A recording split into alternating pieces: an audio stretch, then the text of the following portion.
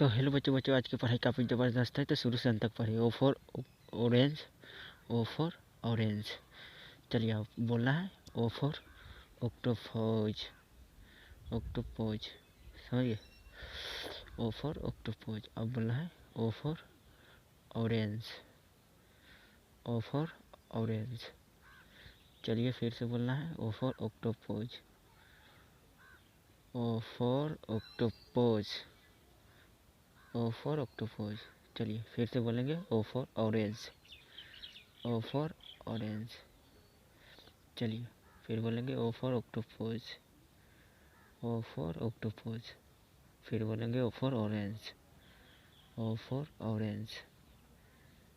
चलिए O for octopus, O for ऑक्टोपोज।